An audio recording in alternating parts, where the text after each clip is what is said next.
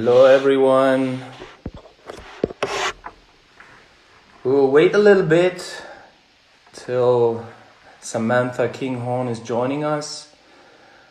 I'm happy to host the second relay, Passion for Paralympics relay. Last week I was the one who have been interviewed by Zainab Al-Khabi from Dubai. This week I will interview Samantha Kinghorn, and I'm really impressed about Samantha Kinghorn. She is a great role model, and I don't want to say too much about her because she can introduce herself. I'm really happy to talk to her. Like I said, she is a wheelchair user, but before I say too much, let's see if she's already online, and then we will start.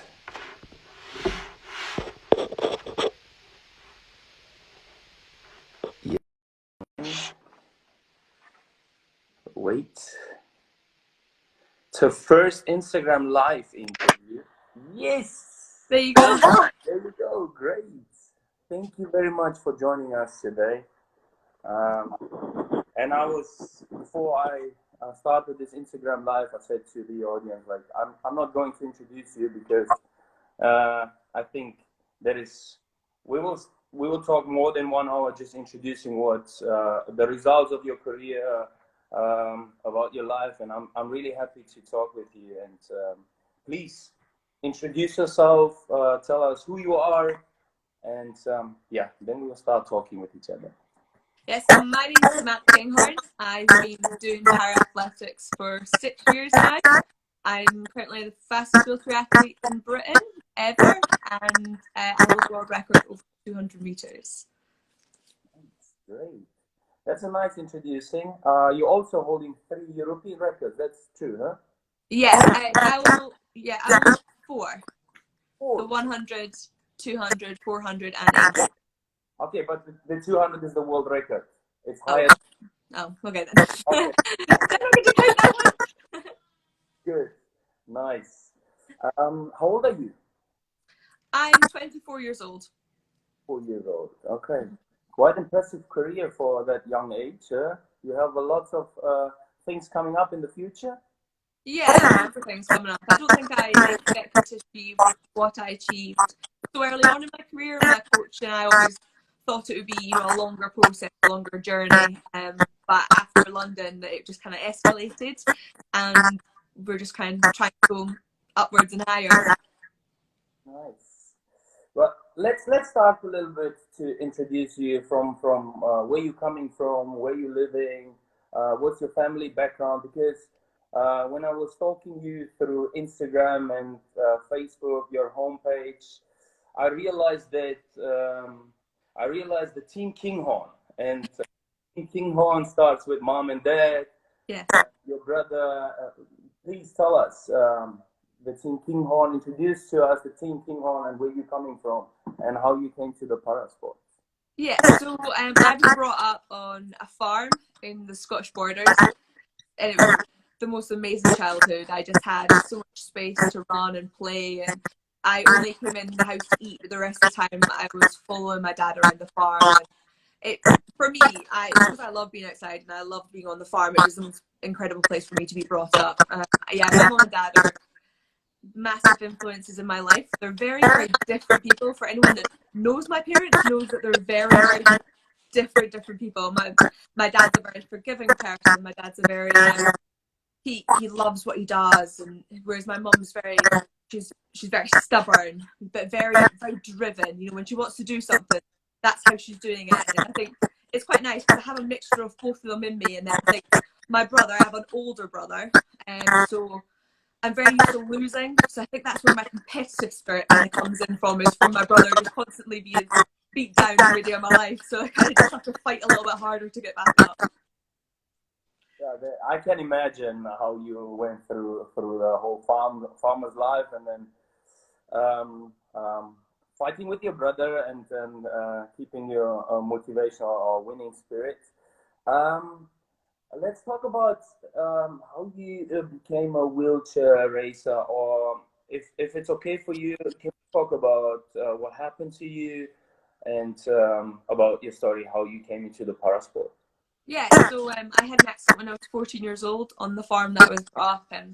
Unfortunately, I was doing a very silly thing. It was in December 2010, and there was more snow than I'd ever seen before in my life. I'd been off school for weeks, which was fantastic. One of my best friends had got snowed in with me as well, which was really nice. But I was really just being a very silly 14-year-old that was walking in front of my dad while he was driving a forklift, and I climbed onto part of the forklift thinking that he'd seen me, and I got crushed inside. And I still remember the whole thing. I wasn't through any of it. I remember feeling the sensation of my legs starting to tingle, and feeling my toes like they were all moving individually, and I felt all my legs cramp up and down and then completely let go. And I knew in that moment that I was never going to walk again, and I felt an incredible amount of guilt in that moment. I felt so bad that, I maybe ruined something that my dad loved so much, which was working on the farm. And in that moment, before I thought about, I was that 14-year-old, I wasn't going to walk again. I felt very guilty for what I had done, because I knew that, I was being brought up on the farm. I was always taught, you don't climb on machinery, do things like that. So to do that and then hurt myself in the way I did, really badly, I felt very bad. Oh, okay. And then you felt from the first impression directly you can't walk again.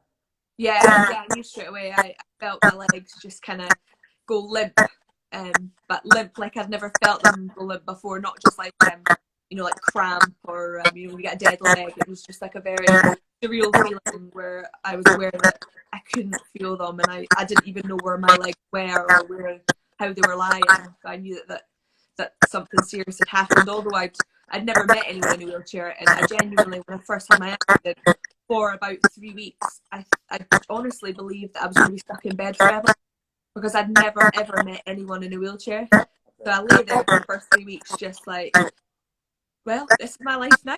I'll just have to do something. And so I was like, I'll do on my uni course. I'll do something else. I'll come up with something, because I really want to make my mum and dad feel any worse.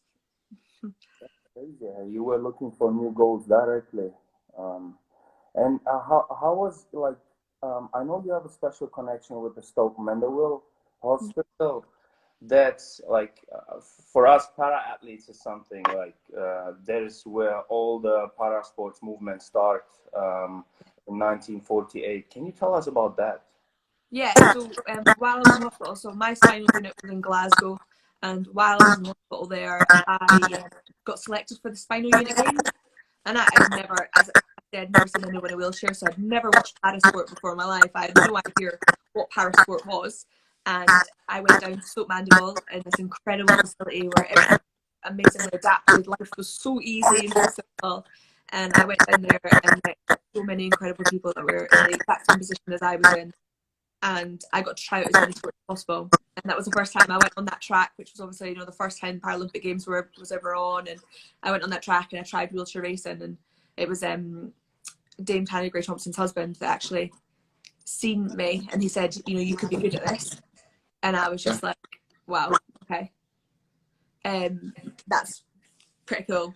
So I just, after that, I was like, okay, that's something I want to try. It's something I really want to do. So I was really excited about that. Okay, who was the one who was seeing you too? Who was the one who was motivating you? First of all, it was Dame Tanny Gray Thompson's husband was the first Oh, person that I met that was just kind of like, this is something. And obviously, I'd already, as soon as I was in hospital, I'd researched every, Paralympian known to man. So I knew all about Tanny and their family and things. So that was really incredible to see that. okay. Tiny Gray Thompson, a big athlete in the para sports. I think when I was going through your Instagram and your website, you mentioned her as one of the motivational person in your career. And right now, you are one of the most motivational person in our para sports movements for wheelchair driving and racing. And for me, it's like incredible to talk to someone who is Like every picture I saw on your Instagram was like always smiling, always happy. How you do that? It's definitely not always like that. I'm definitely sometimes not. I think I'm quite a hyper person. So when I'm in a good mood, I'm in a really good mood, and I'm very bouncy and I'll blather about. I think I was just in the house like screaming and singing, and my dad's trying to watch television, and I'm just like running about the house screaming. Obviously there is some times where it's like you're low and you're a bit not feeling as smiley, but I love my sport, and I love that it's all brought to me. So, you know, I get very, very nervous before races. When I'm sitting in the pole room, it's the worst feeling in the world. And okay. I remember the first time coming out to race and thinking, right, I'm just gonna keep a straight face. I'm just gonna stay in the zone. I'm not gonna smile. And I remember hearing the crowd and just being like, it's so exciting. And it's hard not to smile when you're living such an amazing life. Whoa, that's amazing words from you. And I know that right now every one of us we like going through this situation right now. I think you're one of the greatest role models to see, smiling and motivating us. And I know you're holding lots of motivational speeches, and on your homepage you're telling that you like especially the ones in the primary school. Why? I love the questions they come out with. Okay. You know, there's no, with adults, I worry that sometimes they just assume what I can and can't do, whereas a child will just come out and ask it. You know, they'll be like, you know, I've had so many children that have just been like, why are you in a wheelbarrow? And I'm like, I'm not in a wheelbarrow. Like, or how do you get into bed? Or how do you, and they just want to know, and they accept you so fast. Like, once they understand, you know, I've had kids before that have just been like, so you can't walk? And I'm like, no. And they're like, right, so why are you here? And they're like, you're just like me, so why does it matter? And once they accept you, it's just like, okay, that's cool, that's fine. And I really appreciate that. And I think it's really wrong that at 14 years old I didn't realise that I was going to be in a wheelchair. And I feel like kids should be told all about disabilities, and it shouldn't be something to be scared of. And, you know, when I go around shops, I quite often have children come up and ask me what happened to me, and I'm quite happy just to tell them what happened to me, because if not, then I worry that, you know, they'll get older and then they'll just start assuming why I am the way I am, or they'll start assuming that I can't do anything for myself and that I need help all the time. Whereas if they learn from a young age, then disability isn't anything to be seen as any different as anyone else. Yeah. I can feel what you're saying every time, like the same as me. Every time I go to primary school, I really love the questions. I really love the way how honest they are. I know there was a time in my life, I don't know if it was in your life as well. I had a time being in school and where kids were too honest. You know what I mean? Yeah. Like, can you explain about your experience with that, or how was that? How you managed that? I think when you explain that to us, people can get motivated from there as well. How you handle that situation? People are honest to you. Yeah, so I've had the craziest things said to me. School wasn't too bad. Obviously, I was 14 years old, so everyone knew me at school. To start with, I didn't want to go back to my old school. When I first had my accident, I was like, no, I don't want people to see me like this. This isn't what I want. And then one of my friends was literally just like, no, like, you're coming back to our school. Like, you're coming back. And I remember the first time going in, everyone was just staring at me, and everyone like walking, like if they touch me, they might catch it, or just like very scared to say anything wrong or anything like that. And then after about a year or so, or not even a year actually, you know, a few months, people were very used to me and they were just asking for a shot in my chair, and it did become very normal. But I have people come up to me all the time. Like, I've had people come up to me in the middle of like a food shop and be like, oh gosh, I wouldn't want to live if I was like you. Oh gosh, how can you be so smiley when you're like, you do get people that you're just like, wow, how do you feel confident just coming out and saying something like that to someone? But I just kind of say, well, you know, it could be a lot worse. It could be a lot worse. So I'm actually fine. Thank you. Oh, that's amazing what he's saying. And I had the same situation. And especially often are the adults that coming along with stupid questions. When kids coming to you and asking you something, and they're often the parents are the ones who trying to take the kids away.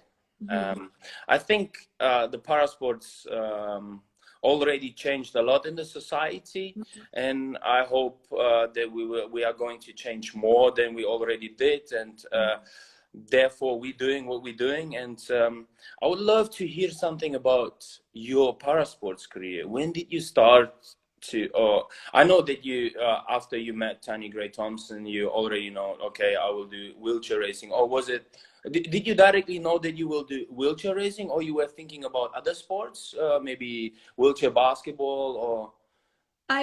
No, like I've seen wheelchair racing. So, like that weekend, I tried every like type of para sport, but it was just something about the way that you could design the racing chair, about how fast it was going. I think one of the main things was that I seen a girl pushing around the track, and she was overtaking runners. Okay. Runners, and I remember just being like, I'm going to be faster than I was before. Like, I'm going to be better than I was before. And to me, that I was just like, that's pretty cool. And the way you could design it, and you know, it was specialized to you, was something that really drew me in. I remember coming home and just being like, right, Mum, Dad, this is what I'm going to do. And I'd researched it. I'd watched every race from Beijing, and then obviously London was. So the year I got my first ever racing chair was 2012. Okay. So obviously that was an incredible year. So I got my racing chair in the April of 2012. And I done London mini marathon in 2012, which was my first ever race, which was amazing. Like the crowds as well that come out for London Marathon were there just for like the mini marathon in the morning, and that was really amazing to take part of that. I think I've been very lucky in all my steps. You know, where I entered, then I went to watch London Paralympics, which obviously just drew me in so much. Watching David Weir and watching Hannah Cockcroft, and just being like, wow, like they're you know, incredible, and they're in my country, and they're doing it in my country. That's amazing, and I was just completely inspired to. I just wanted to take it up and take it seriously. Oh, wow. Hey, you see, my hands are shaking because London 2012 for me, I remember, I hate the 200, you know, because I hate the curve. I don't know how you wheelchair racers are doing 100, 200, 400, 800, marathon, everything. I don't know. Like, how can you do that? I think I always try and tell people it's more like cycling than it is running or anything, because obviously we don't get as much. Obviously, you get from the track, everything goes up through your joints, whereas the chair takes on most of it before it comes up through your joints. So that's why you can go further through the distances. Obviously, training, you don't often get someone that's the best at 100 and best at marathon. There does need to be some sort of leeway between them, but because our chair, once we get up to speed, it's easier to keep it up to speed.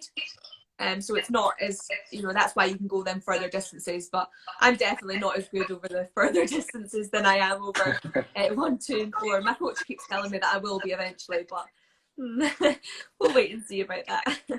I also like I had this discussion with my coach always. He was telling me I'm a good 200-meter runner, but when your mindset is not into it, no way.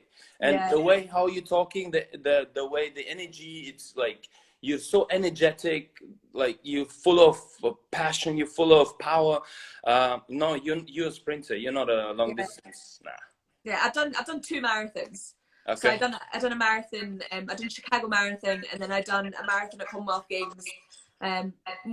Partly because I wanted to go to Australia, but it was like I had to like read loads of riddles, and then the whole way I was trying to like sort the riddles out in my head while I was pushing the marathon, because I was just like, my head the whole time I was just like, oh, look at that building, oh, look at that bird, and I was like, oh really? Focus.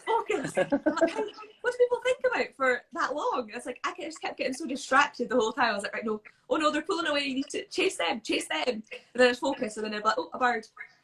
I've not got the. Do you had a map? Do you had a map with you during the marathon? Like, where's the best building? Yeah, no, that's what I should have had, honestly. And then like every now and again, there's bands. So then I would sing the song that whatever band was playing until I got to the next one, and then I'd sing that one, and then I'd move on to the next one. So I found that just a good way to take my mind off the pain that was like, you just end up, if not, you end up looking down and being like, I've only done 8 miles. Oh my goodness, I've got so far to go yet. You know, I tell you something. I've like, I had the same situation, London 2012, when I was running the 200. I was so scared of the 200 because I was ready for the 100. And my coach told me if I'm too scared, I should stop. And then I was running the first 100 meter.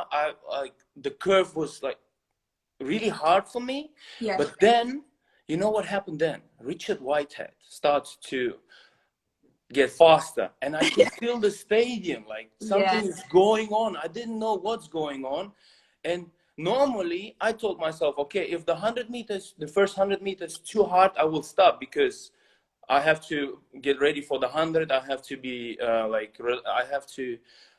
need my energy for the 100 later. Yeah. But then the second 100 meter, just because of Richard and the stadium, I finished with a PB, and I don't know how I did it. And I think that's a nice way you did, like doing the marathon and enjoying. That's what you do. Yeah, like my 200 in London at the World Champs was exactly the same. I remember coming off the bend and being like, oh my goodness, that still seems like a very long way away. And then just hearing the crowd erupt, like as I was in front, and just being like, okay, like you don't even think about it. You just go, okay, I'll go faster, because the crowd just erupt, and you're like, okay, I need to go faster, Yeah, that's crazy. We need to enjoy what we do. Yeah.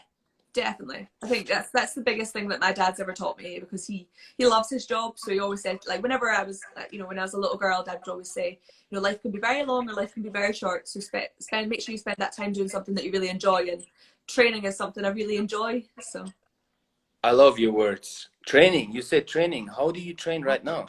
I can see something in the background. Here's my weights. It's weights. So I am luckily, before I moved out of my mum and dad's, I put a gym in the garage.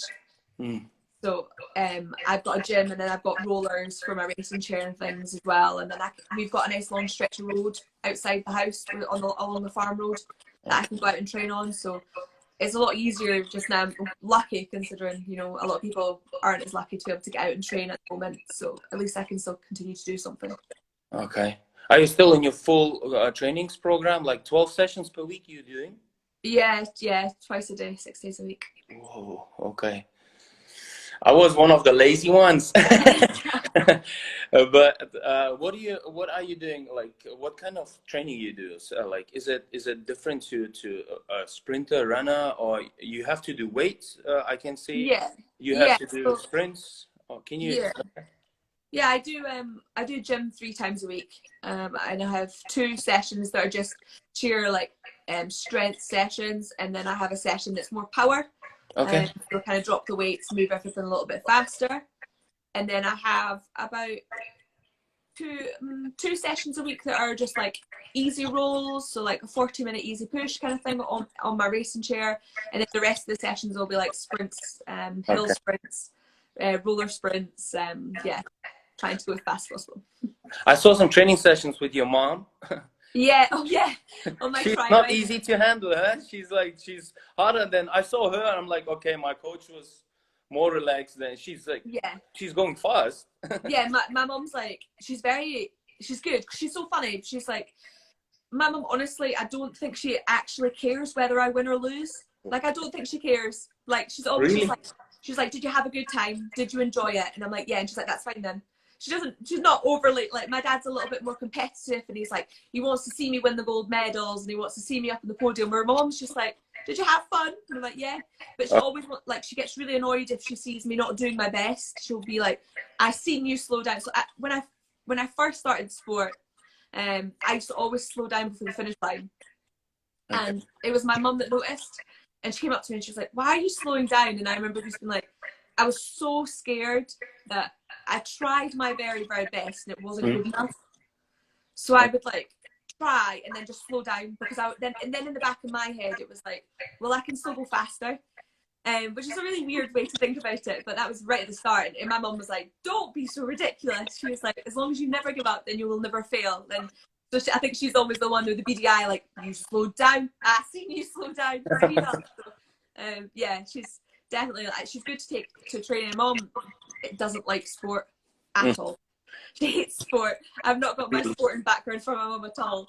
And so the amount of times that my mum's came and stood beside tracks, freezing cold, watching athletics that she doesn't really care about, but just to encourage me, which is, it's really nice when someone's doing something purely because their love for you is more than, you know, the enjoyment of everything else.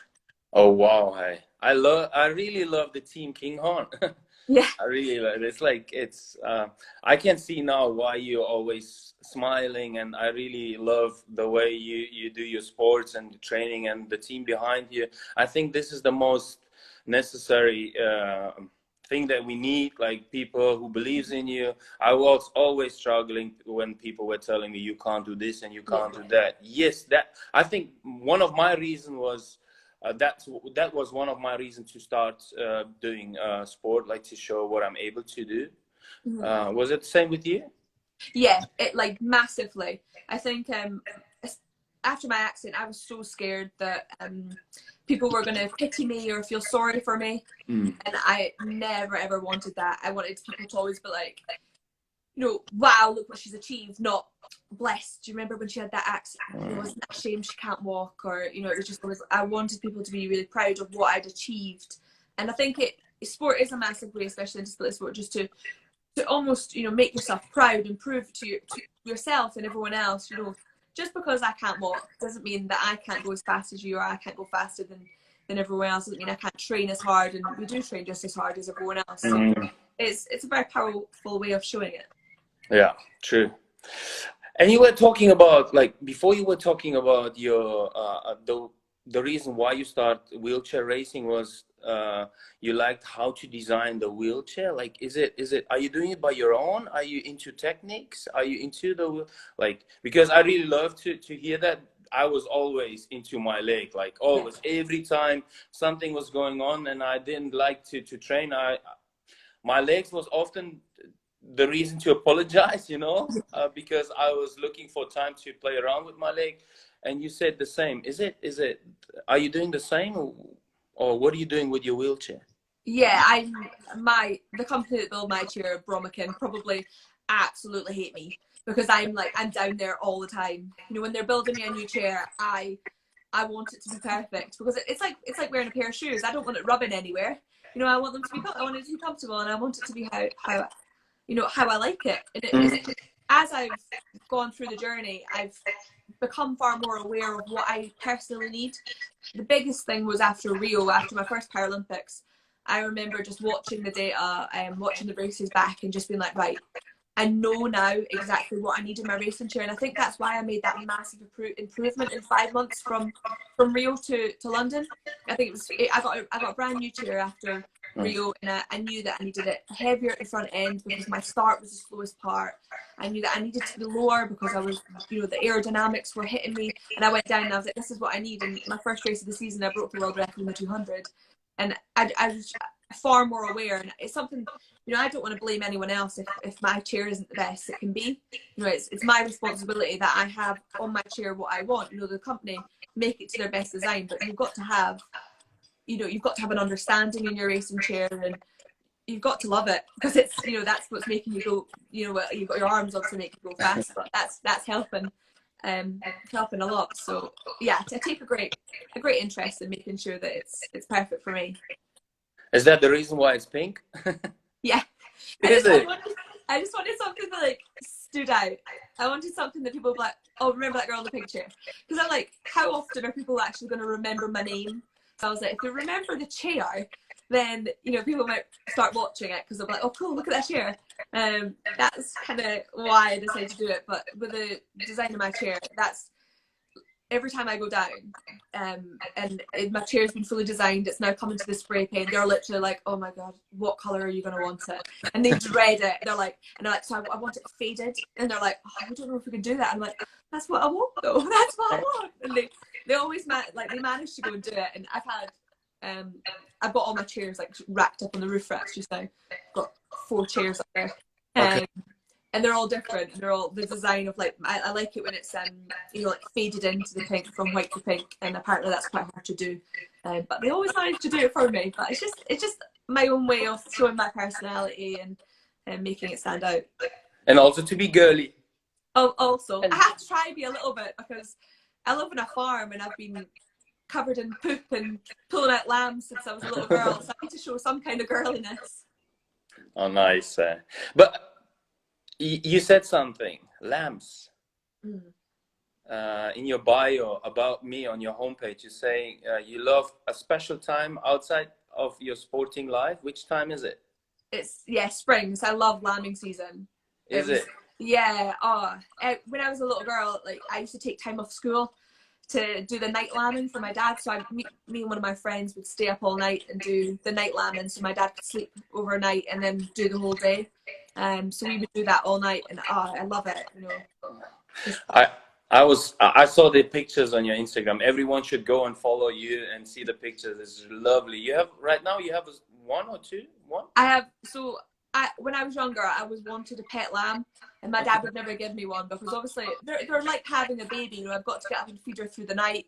And Dad was like, while I was at school, he was like, you're not getting one. And then I moved away from home as soon, you know, pretty much after I was finished school. So since I've been home during lockdown, for Easter, I was in doing a gym session. Dad arrived at the door with a lamb for me and went, right, there you go, there's your pet lamb. So I've got little Ruby, who honestly believes I'm her mum, and she gets very upset. I've not fully worked out if it's me or the chair she knows yet. I think it might be just the chair, but she's very aware of, like, if I shout, she comes straight to me, which is it's really nice. And she, yeah, feed her through the night, feed her through the day, and she lives outside now. She's got a little heat lamp, and she lives in a Wendy house. So yeah. You're taking responsibility everywhere.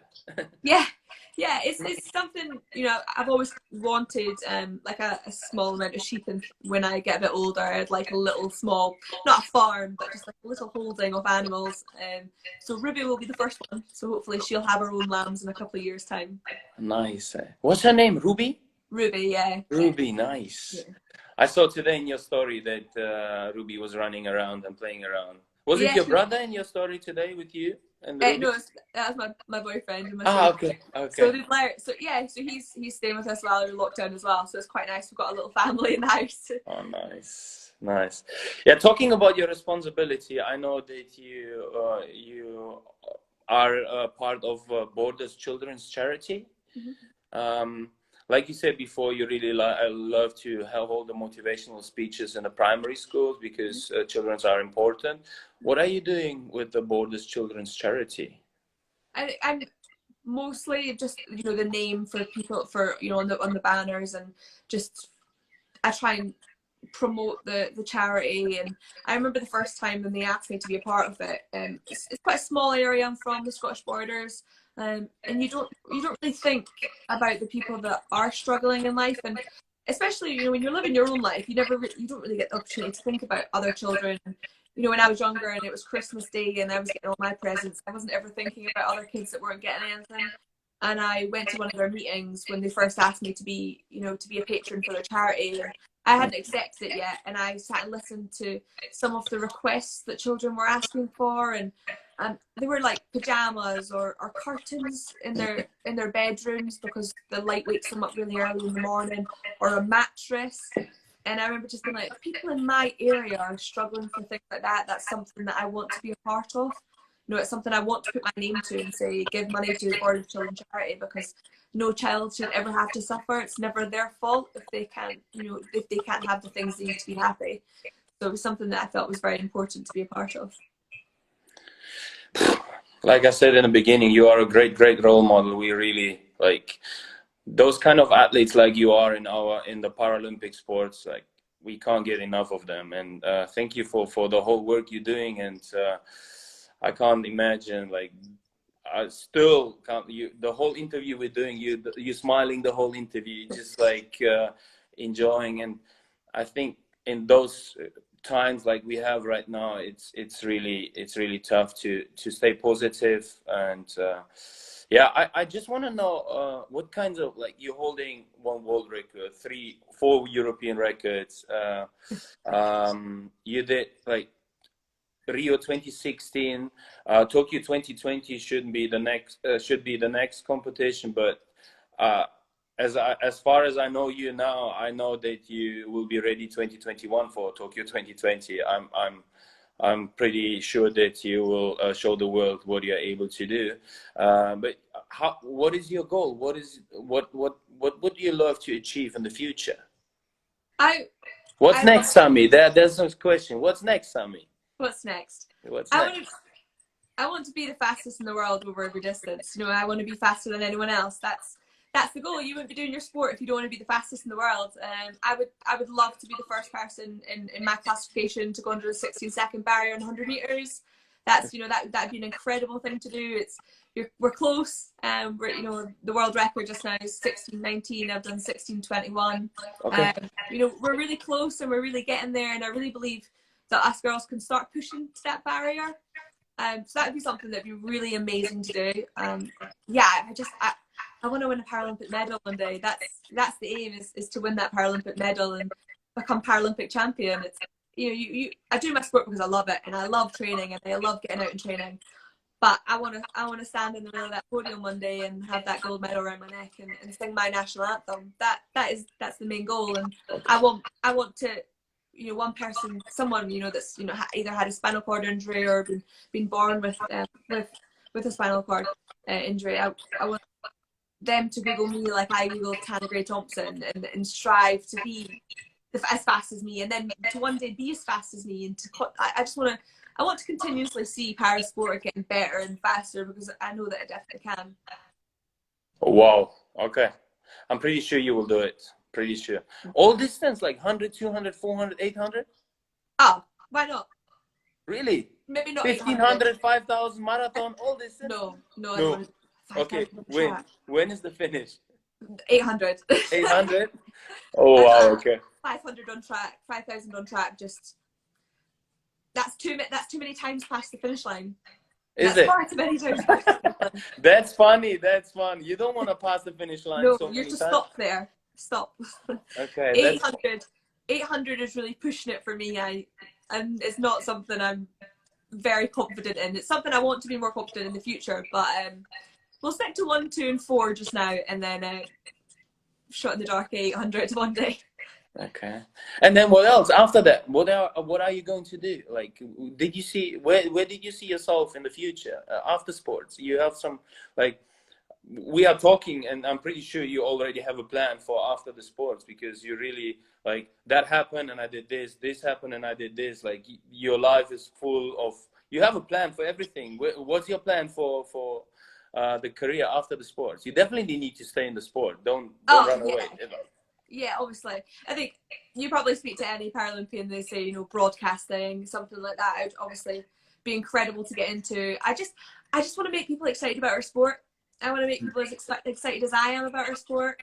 So, you know, to work for Channel 4, to work for Paralympics GB, that kind of thing would be incredible. I love my sport, and I know when I speak to people and when they watch our sport, they're always like, wow, that's really incredible, I'm definitely going to watch it again. It's just getting people interested in it at the start. So I think that's something that I would be really motivated to be a part of.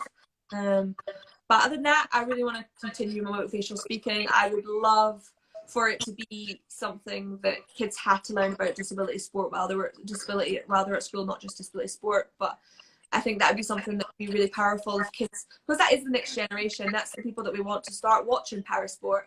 So if we don't introduce them to disability while they're young, they're not going to watch parasport. So I think that that's something that needs to be a part of their curriculum while they're at school. See how many thumbs up is coming, like, oh, thumbs up, perfect. The hearts are flying here in the Instagram live chat. Yeah, it's unbelievable. Like, we definitely need to stay together. Like, as we always talking about the Paralympics family, and see, I'm one of the athletes who already retired, and I'm happy about that. But I still feel what you're saying, and I still feel like the passion every para sports athlete has. And talking about disability, do you have anything you can't do? Because I was reading on your homepage that you're never looking back. Anything I can't do? No. Oh, you missed something? Oh, there's lots of things I miss. Like, you know, it's funny, you know, maybe a couple of years ago, there would have been things that I thought were far harder for me to achieve now, you know. So after the Commonwealth Games, I decided to go travelling with one of my friends around Australia. And it was something that I wanted to do before my accident, but I thought after my accident I wouldn't have got the opportunity to do it. One of my friends are incredible. They've never ever been like, there's too many stairs. My friends will book restaurants, but never ask if it's accessible. And we'll turn up and there'll be like 40 steps. Okay. And they'll be like, we'll get you up, it's fine. I'm like, okay, okay then. And all my friends are like that. And the girl that I went traveling with, it was the one thing that I used to struggle with was that I would get embarrassed if I needed help. I didn't like asking for help. I'd get really, really shy and embarrassed if someone had to, you know, help me up some steps or help me across anything. And then while I was in Australia, there was this, it was the Five Sisters of the Mountains in Sydney, and I wanted to go and see out onto this lookout, but there was quite a lot of stairs, and I was just like, no, it's fine. Like, I don't need to see it. I don't need to see it. And my friend was just like, what? No, you deserve to see everything just like everyone else does. She was like, I'll give you a backie. I'll help you up the steps. And I was just like, no, but everyone will stare. And she was like, they'll stare for a minute and then they'll go home and they'll forget all about it. It's not like people, and I think that's what I had to understand, was that people aren't looking at me going, oh my goodness, what on earth's happening? They're just looking at me probably going, wow, oh cool, look at her still managing to do that. And I think that's how I just have to always think about it being a bit more positive, that people aren't looking at me and thinking down of me. They're thinking, oh wow, look at that. And then they go home and they do forget. It's not something that people are going to continue to think about. So I do tend to just now swallow a bit of pride and just like, okay, yeah, give me a piggyback, take me up there and show me. And so, you know, while we travelled in Australia, we ended up going up like masses of stairs and up mountainsides, and she piggybacked me up the edges of mountains and took me everywhere that I needed to go, along beaches and things. It's something that I would have never felt comfortable about doing before. So yeah, I think it's always just about trying to stay as positive as you can about things. Oh, great. Hey, yeah, always believe in what you're doing, and always keep, always have people around you who believe in yourself as well. Like it's unbelievable. Let's try to go through some questions, if there are some questions. Did you saw some questions? Maybe there is someone who's like, because we coming to the end, and let's have a look on some questions. See, drinking is really important as an athlete. Hydrate. Hydrate, yeah. There's only some hearts, and everything is like full of thumbs up and hearts and smileys. There's someone from Russia. He's writing "privet," like means hello. You know someone here who is in the chat who knows you? Is there any questions? I don't know. Maybe you can go through. Like, there's someone who said like gorgeous and fast. Yeah, that's true. No, I don't know. What's next, Sammy? We already answered the question. What about Foxy in the Box? You know him? No. Who? No? Okay. What about your rivals? What about my rivals? That's the question. Okay. You like them or you hate them? Oh no, yeah. You like use them as motivation. What, like? Yeah, I think I'm a chatter, as you can probably tell. So like in the call room, because I get so nervous, I wanna chat. And I remember like every other, because before Rio, it was all quite small competitions that I'd done. And so everyone was pretty chatty, and I remember going to Rio and then going into the call room and no one was chatting, and just being like, why is it suddenly so serious? Oh yeah, it's the Paralympic Games, this is a big deal. And I remember just being like, okay, so nobody chats anymore. So, and I found that quite, I had to kind of take myself back and be like, right, okay, so people take this very seriously. They don't want to talk to me in the call room and talk about life or what they're going to have for dinner tonight. But yeah, I got on all of them. I've not got a massive like rivalry between anyone, I don't think. I hope not. Maybe I do. I don't know. Okay. But I would not expect that someone of your rivals couldn't get along with you, because like the way how you act, the way how you are, like you don't want to take something away from someone without fighting for that. And that's something like, you know who deserves the medals, and you know who deserves the winning something. And this is quite interesting. And you know what's funny? I was the same. The competition, I ran my world record. I was talking to the people. I was talking to the crowd, and then my coach came up to me and he said, like, I don't like the preparing of yourself. What's going on with you? Why are you not preparing yourself? You have to warm up. You have to get yourself concentrating into for the competition. And he was so angry about me, and he went away and he said, like, no, I'm not going to watch that competition. And I was also like, it was 20 minutes before my competition, and then I went into the competition, and I was also angry about the reaction of my coach. And then I ran, and I didn't even look on the time, and then turned around because the speaking person of the stadium, he said, like, oh, that's a world record. And I'm like, no, that's not.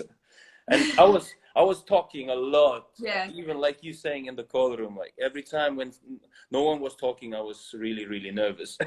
Yeah, I find it's just easier because I get so nervous. So I don't sleep the night before. I'm sick. Like I'm normally throwing up loads before the race. Okay. So like my coach is quite good. He'll just like, I don't like to talk about the race. I'll talk about anything else. So he'll just like be like, so what's your favorite color? And like ask me such silly questions to try and take my mind off it, because I'm just like, why am I doing this? Why am I doing this? And you go in and it's like, oh, I find it terrifying. I found it terrifying until the gun goes. Like I'm on the start line and I'm like, it feels like I've inhaled the Sahara Desert in my mouth and everything's so dry, and I'm like, oh my goodness, why am I doing this? Why am I doing this?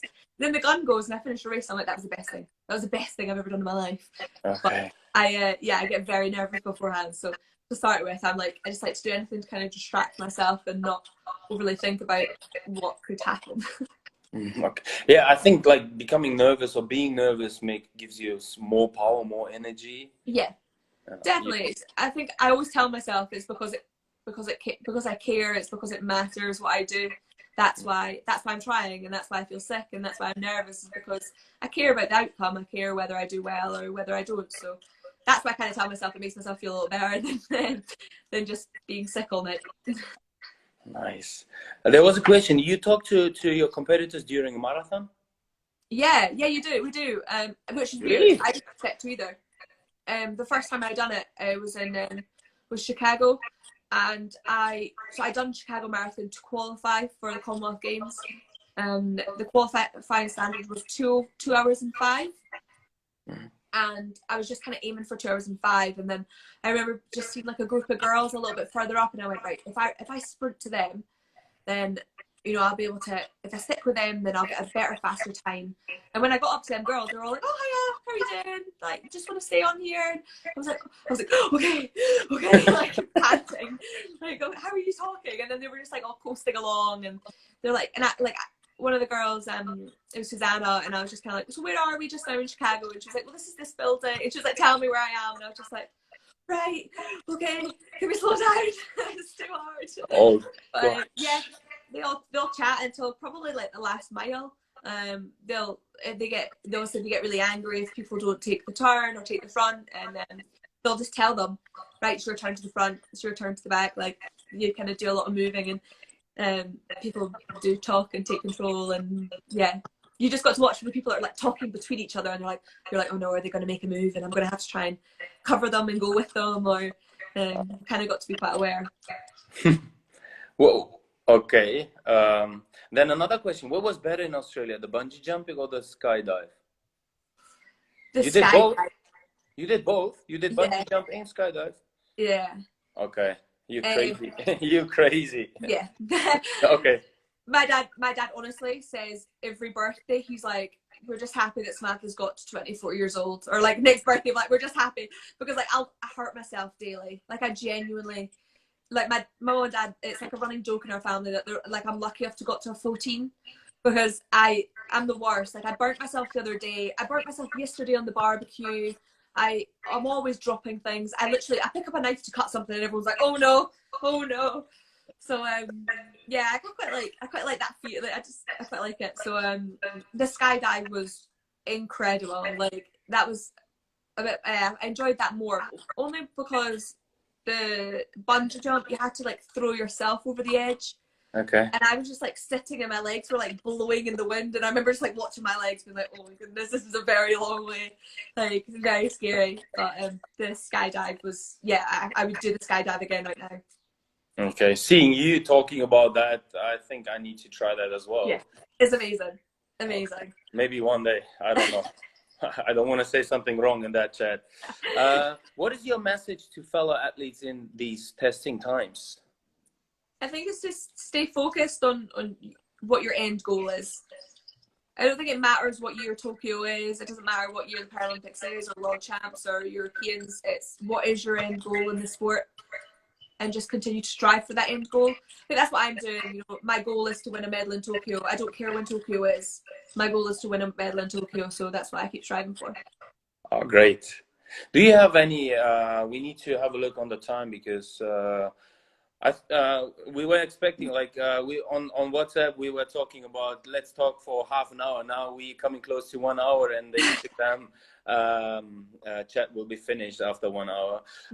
Let's give us a message. Like what's your advice to the people overcoming difficult situation in life or motivating themselves as a motivational speaker? Just give us something, you already gave us the last 1 hour, the impression of stay positive and everything, but what is so important for you? What is your advice to the people out there?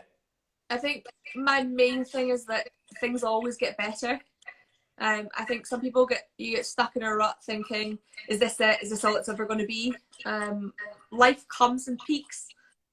There's always going to be high times and there's always going to be low times. And I can't say that the whole time through, you know, when I was in hospital for 6 months, that I was happy and smiley every single day, because I wasn't. There were some days that I sat down and was like, why? Why did this happen to me? But in reality, I just had to be like, right, it has happened, and I'm going to wake up tomorrow morning and I'm still going to be paralyzed, so I need to continue with my life. And I think that was my biggest message for everyone, is just that things get better and things will go up, and they'll probably come back down again, but they will go up. You can always make small changes in your life to be a bit happier, and I find exercising one of the best ways to stay fit and healthy. I can honestly be so grumpy first thing in the morning, and I can jump on my rollers, or I can start going to the gym, and then I start to smile, and you know, it's all them endorphins that sport does bring to you. And I'm not saying that everyone needs to go out for a long run. It's just getting out and going out for a walk and taking in the fresh air, and just taking a moment to yourself, and just remembering that things always get better. Oh, wow. There is nothing more to add, because like the sport is the best medicine, and you're already you're one of the greatest role model, as I said in the beginning, and you showed the audience, you showed everyone here like how energetic you are. And I really love to hand over now, because next week you will be the host. I will. Next week you will interview. You know who you interview next week? Yep, I know. Okay, who is it? It's Jerome Avery. Nice. Which is very exciting. So he's what's it called? A blind. I've forgotten the words. Guide runner. Guide runner. There we go. Yes. Words. A guide runner. And I when you said the name, I was like, I can't really remember who that is. And I had a quick little look at his Instagram, and I was like, oh my gosh, he's like, if you pass him, he's always smiles at you. Like he's such a bright person. I was like, as soon as I seen his Instagram, I was like, oh my goodness, I know exactly. Like every single time you pass him, he's always like, hello, how are you? Always so cheery. So I'm really excited to ask him a few questions and talk to him about his sport. I really can't wait when you two you're so energetic, and him when you're talking to each other next week. That will be like unbelievable. He is the one who is always, if someone is singing on the track and you look for someone, that's him who's singing. Yeah, definitely. That's what I seen. As soon as I seen his Instagram, I was like, oh my, that's that guy that's always just like bubbling about, like got the definitely. Please let him sing next week. Do something with him. He should sing, and maybe we can have a look on your lamb next week. Yes, I definitely do that. She's just outside. Is it? Can you show us, and then we will. Let's have a look, and then we will say that will be bye-bye picture. That's nice. I will show you her. She'll be getting ready for her bed. Is it okay? But She's very easy to show because she's very good at knowing her name. Okay. Which? Ruby. Ruby. Hello. Oh no! Here you go. That's Ruby. There's Ruby. She already had her dinner. She has had her tea. Yeah, she had her dinner, so she will have another snack at 10 o'clock tonight before she goes to bed, and then I'll feed her at 6:30 in the morning. That's great. Yeah. Sammy, thank you very much for those. Thank you. For this chat. Like I don't words can't express what I'm feeling like, and you're really awesome. Please stay the person you are. Please keep the motivation, keep the spirit, keep the passion, bring people into para sports. It's like I'm more than impressed talking to you, and I definitely know that we will get to know each other in person next year. And thank you very much for being those kind of role model. You're great. Stay the same and stay healthy. All the best for your family. Thank you.